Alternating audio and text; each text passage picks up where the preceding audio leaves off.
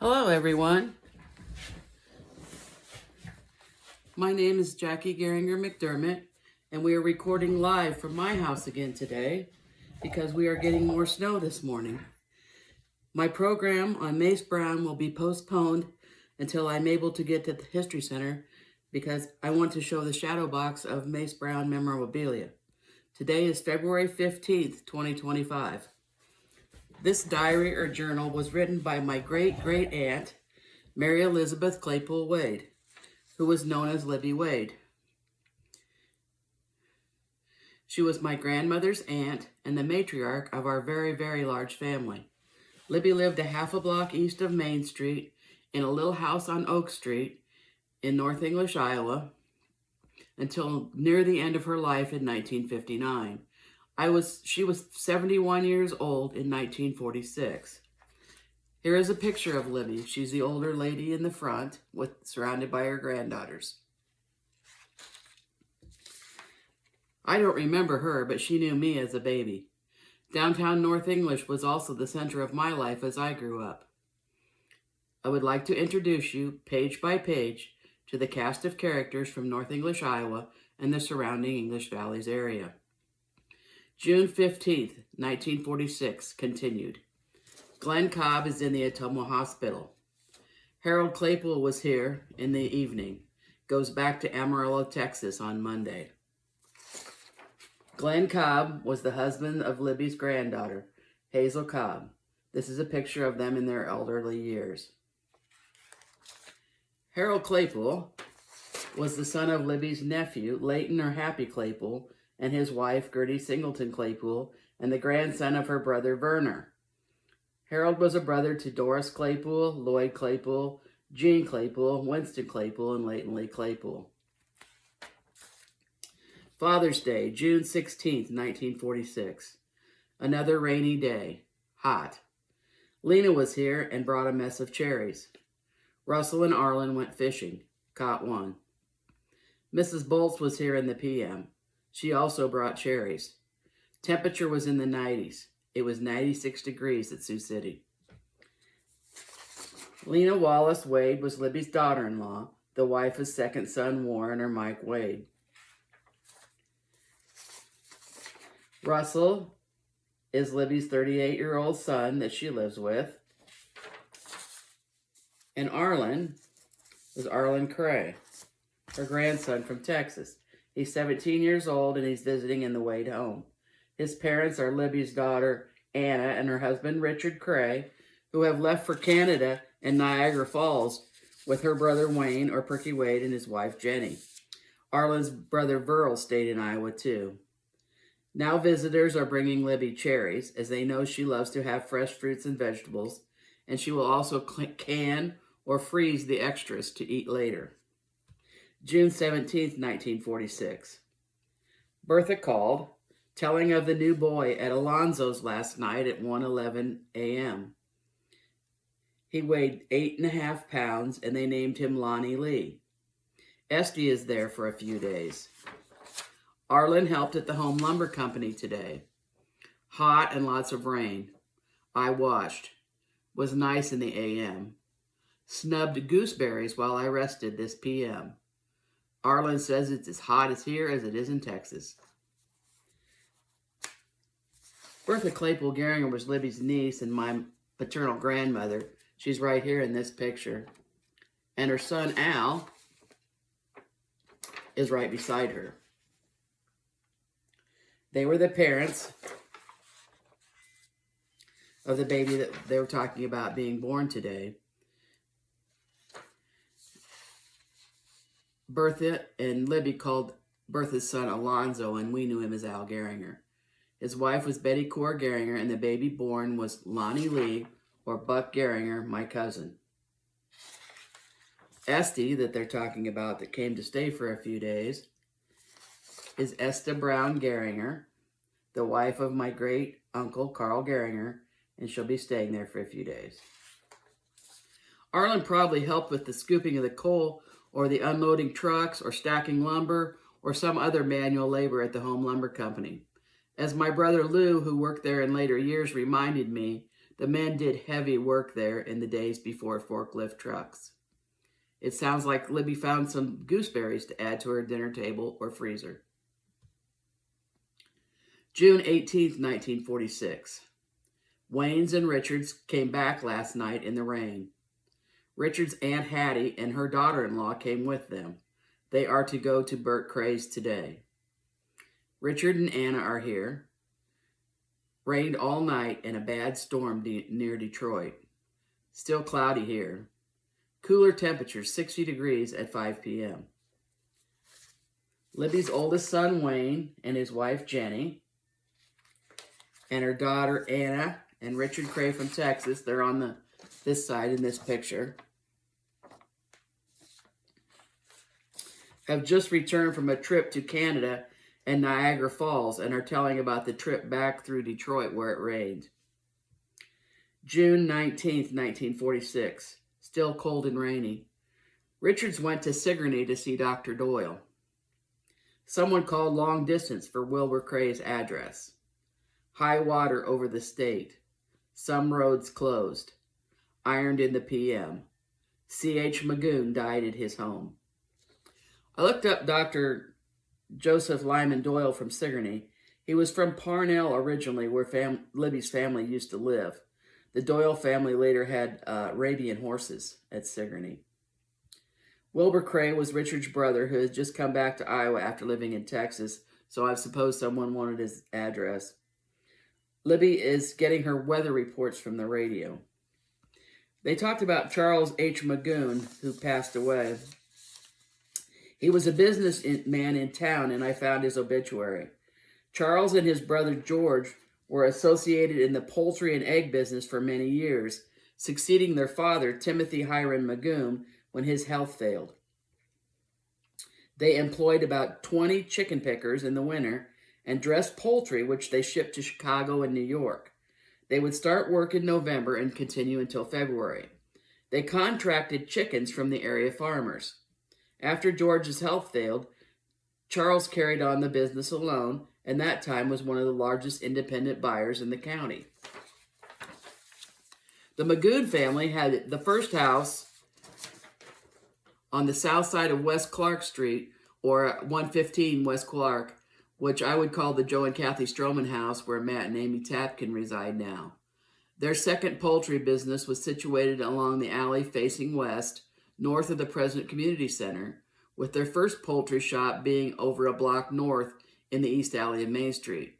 I think that maybe Carl Hogendorn urged some of the businessmen to write their autobiographies. Charles Henry, or Frank Magoon, wrote one that can be found in the North English 150 yearbook. Here's a picture of the family and the first chicken operation on that block. George and Charles are in the back row, the only guys, along with their sister, Emma Magoon Post, who was the wife of Clyde Post.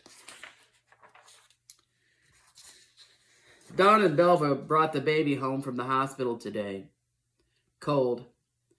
Bertha G. here in the PM, also Hazel. We washed and ironed. Arlen is to start home tonight by bus from Ottumwa. Richard brought Verl here from Wellman. He has an infection in his fingers. Russell took Arlen, Richard, and Anna to Ottumwa. Alice Bringman went along. Belva is Libby's oldest granddaughter, who is married to Don Yoss. Their baby, Mick Yoss, had something wrong, so he needed to stay in the Cedar Rapids hospital with a specialist for a few days. Bertha Claypool Geringer is Libby's niece, the daughter of her brother Benton and my grandmother. And Hazel Cobb is her younger married granddaughter. I imagine they helped her with her laundry and stuff today.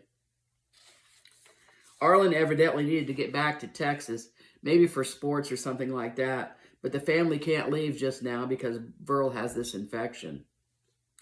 Longest day, June 21st, 1946. They took Verl up to Dr. Miller. Doctor called Verl's trouble a felon. Had his finger lanced, he had to take gas. Verdi brought me some peas, and Jenny did too. Russell went to Cedar Rapids. Alice B. was here a while. She is going over to Evelyn's with Anna and Richard. They are to get some cherries. Warren and Lena here in the evening. Doc Miller was our beloved doctor, medical doctor, old Doc. A felon is a medical term describing a painful infection in the soft tissue of the fingertip, essentially a pus-filled abscess that develops in the fleshy pad of the finger, which caused the bacteria entering through a cut or puncture wound.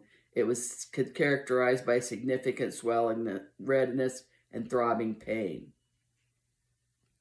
Verdi McKinstry is Libby's good friend that was bringing peace. Alice Bringman was the daughter of Jenny Wade's sister, Della Butterbaugh Bringman, so is a cousin to Jenny's children, and likely a friend of Anna Cray's when they lived in the Wellman area. She was a sister to Josh Bringman from Kinross, and Ruth Ann Herr from Sigourney, and many others. Evelyn Wade Kurtz is Libby's middle granddaughter. She's in the top of this picture. She was married to Wayne Kurtz. Warren or Mike Wade and Lena, his wife, are Libby's middle son and his wife. They probably wanted to visit with Anna and Richard and Vera while they are in town. June 22nd, 1946. Richard and Anna and Vera went down to their old neighborhood this a.m. Russell went to Cedar Rapids. Jenny was here. Said they were all to go to Evelyn's tomorrow. I have a headache today. Much warmer today. Russell stayed up at Magoon's. The Cray family lived in the Wellman area before they moved to Texas. The Magoon family is mourning the passing of C.H. Magoon.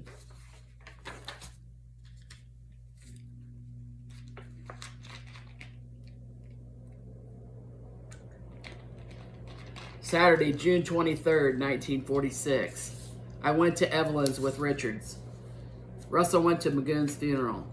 In the evening, he took Richard and Anna for a ride. They stopped at Ruth Alwine's, but they were not home. Mildred R. went too. Evidently, Evelyn and Wayne Kurtz hosted a lunch for the visitors from Texas that also included Grandma Libby. Ruth Alwine was a cousin to Libby's children, and she was from the Wellman area. And Mildred Reese was Russell's longtime girlfriend. June 24th, 1946. Nice today. Warm. I washed. Richards went to Mel Whetstein's. Heard that Leona Chute Glantz had a baby boy born June 21st, named John Amos. John Amos Glantz was a member of the English Valley's high school class of 1964, and he recently passed away. June 25th, 1946. Maud's sister and her daughter are visiting in North English. I went to Kinross with Richard. Bought 27 quart of raspberries of Mr. Cray at 30 cents per quart. Canned them in the PM. Richards went to Hazel's for dinner and to Sigourney to see Dr. Doyle. Return of tests sent to laboratory says Malta fever. Maud Foster Claypool was Libby's good friend and the wife of her nephew, Ray Claypool. Her sister and niece are in town.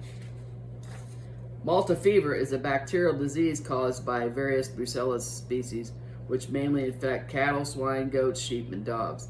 Malta fever is transmitted to humans through direct and indirect contact with affected animals. So I don't know if that's what Verl had. I think that's probably what they're talking about. June 26, 1946. Carried fruit to the cellar. Had another fall in the kitchen. Stiffened my wrists some. Went to Alta and George's. Richard went to Wellman. Had the car fixed. Brought Burl back with him from Detweiler's. We went to Warren's for supper. Me and all my kids. Alta and George Berry were the paternal aunt and uncle of Libby's children. Alta was the sister of Libby's late husband, Bert Wade. June 27th, 1946. Richard started home today around 10:30. Awfully hot. Russell went to Iowa City for a load of bricks for the home lumber company. I washed a few pieces and ironed them. Most of the day rested. Picked a few raspberries. Evidently, Libby has her own raspberries, too. June 28th, 1946. Another hot day. Went over to Newberry's for a while. Russell went to South English to get a haircut. Russell mowed the yard and I worked in the garden. Everything is growing good. The neighbors that she went over to were named Newberry's. June 29th, 1946. Evelyn's 25th birthday. Little David would have been 9 today. Lena was here a while. I'm all crippled up from a fall and rheumatism. Hot today, turned cool in the evening. Cleaned up the house was about all I did. Sent an order to Lane Bryant and watched folks on the street at night. Evelyn Curse was Libby's married granddaughter who was 25 today. David Wade, Libby's grandson, died tragically at the age of 2 years in 1939. He was the son of Mike and Lena Wade. Interestingly for Libby, people walked around on the streets near downtown on a Saturday evening, so Libby could be a people watcher. June 30th, 1946. Rainy. Russell went to the creek. Clyde Post passed away sometime last night. Harold Claypool home on a 15-day leave. Russell was an avid fisherman, so the rain did not stop him. Harold Claypool was Libby's great-nephew, the son of her nephew, Leighton or Happy Claypool.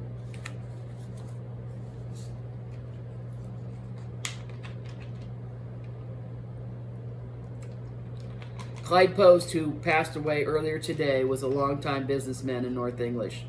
He was a jeweler and optometrist. We have a picture of Clyde Post at the History Center, so I'll show you one when I get back there. But for now, I will read this life story that Carl Hogendorn had Clyde put together early in 1946. And here's a picture that was in the paper, and there's a picture of him right there. Clyde Post was in business in North English for 63 years, and this is what he said. I was born May 3rd, 1860.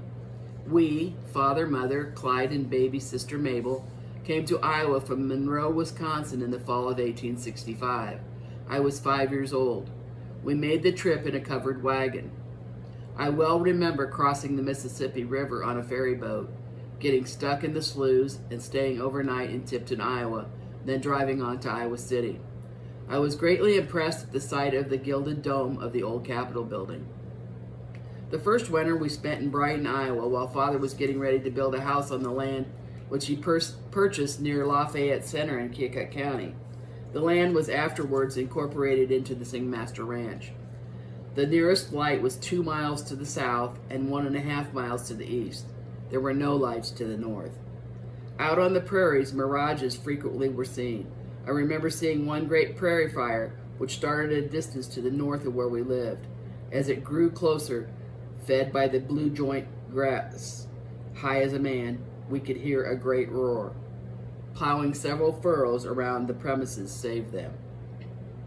The circling buzzards, the whooping cranes in droves of 30 or 40, and booming prairie chickens comprised most of the bird life on the prairie. Droves of hogs were seen being driven to market in Washington, Iowa. The Post family then moved to North English, Iowa, buying the farm 2 miles north of North English, which was still in the Post family in 1946. In the spring of 1869, the house was built. Sister Mabel and I remember climbing the roof of the house and looking through Mother's great smoked glass, seeing the great eclipse. News came from Washington, Iowa by way of a stagecoach about twice per week. Dwight Taylor, the hotel operator, would go to Washington and bring back goods and news. He brought the first double corn plow to North English in 1870. Mrs. Taylor was the only woman who had a sewing machine. The time of day was secured from the stagecoach driver and later depended upon traveling men. Hap Irwin and Albert Schott also had good watches, they thought, and they were the regulators of the time. I first went into business as a jeweler in 1863, having a window in the Irwin and Schott drugstore in 1883. This was on the corner where William Churchill now lives in Old Town. The new town was built in 1884, and a big fight developed as to where it would be located. The railroad came through in 1884. The tile factory was built about the same time. One of the things I remember was the hoisting of the 40-foot flag on the 100-foot flagpole. Mike Shanks first raised the huge flag to the top of the pole. The flag was purchased through contributions by the local businessmen. I remember Ebenezer McCracken as the postmaster.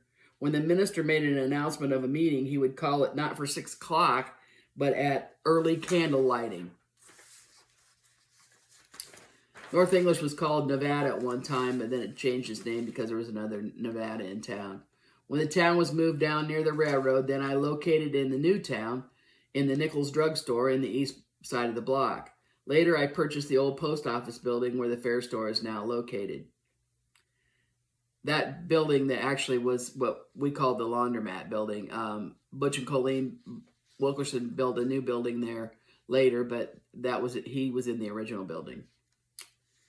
Then came a fire that burned out the entire west side. For a year, I went on the road exhibiting Edison photographs. In 1893, I attended the first Great World's Fair, the Columbian Exposition at Chicago, Illinois, and also attended the Second World Fair at St. Louis, and later attended the World's Fair at Seattle, Washington. Returning, I located in O.F. Mason's restaurant. During this time, the present store building was erected where I'm now located. Okay, that's the building where it was, the laundromat building.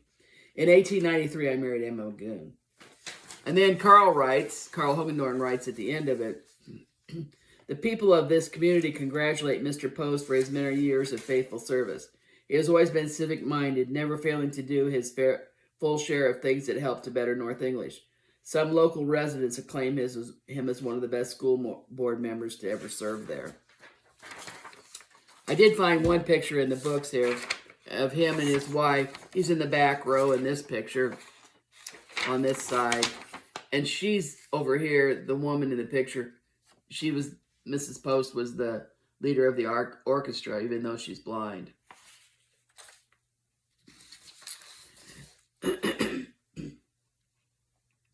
Clyde Post was instrumental in introducing the telephone to North English in the community. The building for the first exchange where he and his wife, Emma, operated the telephone for a number of years. Besides his business and caring for his wife, who was blind, his main interests were church, school, and music. He served a number of years on the North English School Board and various church activities, always working for the moral and educational betterment of young people. Throughout his life, he and his wife were instrumental in starting many young people on musical educations. During his life, he always believed in helping in practical ways young people to try to get ahead. Many a young man or woman, unbeknownst to other people, realized help and encouragement from him.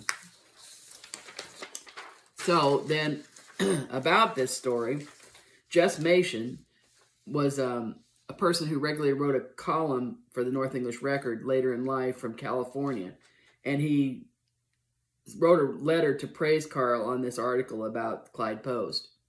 Dear Carl, I was glad to see your recognition of a great character in your paper, while he himself is still able to appreciate it. I'm referring to my good friend and everybody's good friend, Clyde Post. So much is withheld in life and only printed after those good characters have passed on, that I am of the opinion that flowers and compliments should be given while the receiver can still have the thrill of recognition. Personally, I have known and admired Clyde ever since I was old enough to admire character, and I want to add my name to the endorsement of him and the good that he has done in his lifetime for our great town of North English, Iowa. You have many fine characters there, Carl, and it is interesting to us folks who have left North English, but who still hold it dear in our hearts to read about those pillars of the town from which we got our start. Men like Clyde to a town are like oaks to a forest. They make the town and the forest. Yours for your paper and for continued success and for the town of North English and its good people, Jess Mason.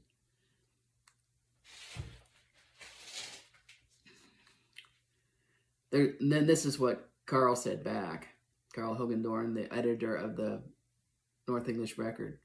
There's something about a hometown, something you won't find anywhere else in the whole world. And no matter where you go or how long you stay, there'll always be people, places, and things relative to your hometown in your heart. But natives of North English seem to think more of their old hometown than any other group I've ever known. I've worked on newspapers in 8 different towns in the past 20 years, and if there's any business place better than a newspaper office to learn how people think and feel, I don't know of it.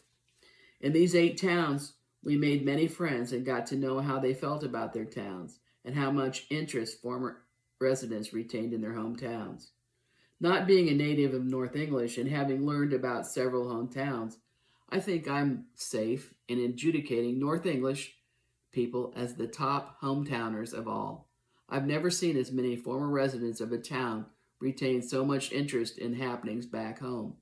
We get dozens of letters a year from people in other towns and states relative to things here. Maybe this letter from a former resident, a Californian of 15 odd years, will explain a wee bit why North English people like their hometown. Now, I never knew Clyde Post, of course, and he didn't have any descendants, direct descendants, so I thought it was nice to learn about that. Correspondence, etc. for February 15th, 2025. Mark Claypool says, "Well, Jackie, another spectacular week. Thinking of the names and places certainly brings back fond memories. Keep it up. Look forward to it every week." My cousin Jan Geringer Fix said, "Great job." Pam Kavanaugh Shield said, "Thanks again, Jackie. Great North English history. Keep up the great podcasts. So meaningful. Looking forward to the alumni lunch on the 24th. The next alumni luncheon is February 24th at 11:30 a.m. at Bryant's at the Williamsburg Mall. Please make reservations with Alice Stramer or Linda Carter."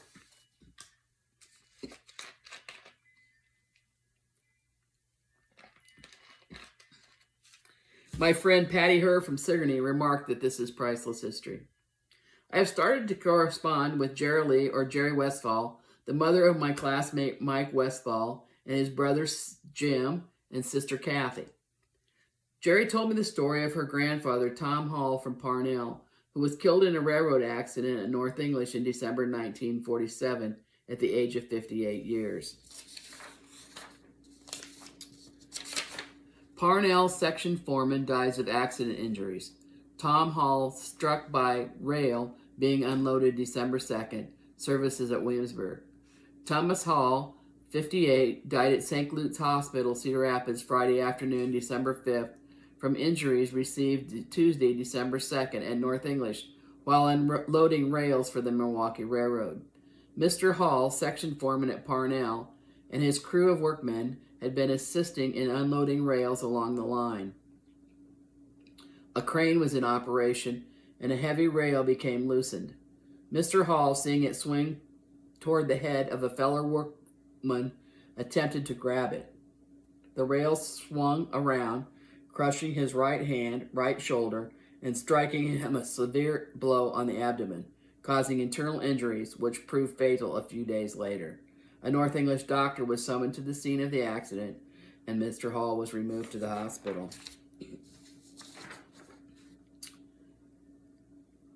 Jerry has wondered who the fellow workman was that Mr. Hall was trying to save. Jerry says she'll be sending me more articles of interest in the future. If you have any pictures that you would like to share of anyone we have featured, or anyone for any upcoming program, please let me know. We have set up a channel on YouTube where the podcast can be viewed, and that's easier than hunting on my Facebook page for the broadcast. So far, we've had over 600 views on YouTube. They are archived by date of broadcast. We invite you to subscribe, like, share, and tell your friends. Subscribing to YouTube is free. We also will continue on Facebook each week. Funding for the History Center comes from Iowa County 100 Plus Who Care and the Iowa County Community Foundation. Please send donations to the English Valley History Center, P.O. Box 70, North English, Iowa 52316. The 2025 programs are announced on the History Center site. They are all on Sunday afternoons at 2 p.m., with the exception of the reunion, which will be run all afternoon on Saturday, July 26th. On Sunday, March 30th, Tyler Sullivan will give the program Iowa Scenic Views by the Foot. On Sunday, March 27th, Rhonda and Cece Huffman will have a program entitled Neighbors Magazine. Rhonda and Cece live in Sigourney and attend church in Watcher with me, where they run the live stream for the services. I wish I was going to be there for that program. I don't receive their wonderful magazine because I live out of their service area. We really need to fix that, Rhonda. On June 20th, Sandra Host will be presenting Iowa's one-room schools. On Saturday, July 26th, is the alumni reunion for all EV grads. On Sunday, August 31st, Levi Lyle will have the program Ag Alternatives Today. On September 21st, Greg Bouillon will present Meet Willard Veely. Willard Veely was the grandson of John Deere. I'm anxious to see this one, as I've often wondered about the Veely buggy sign on the Carson building uptown. My stepdaughters Lori and Julie are from the Quad Cities, so I had heard of the Veely mansion. On October 26th, the presenter will be Phil Hester with Are You Still Making Those Cartoons? Phil is a North English cartoonist who worked from home for many years. On Sunday, November 16th, Linda McCann will be here with her program Polio in Iowa.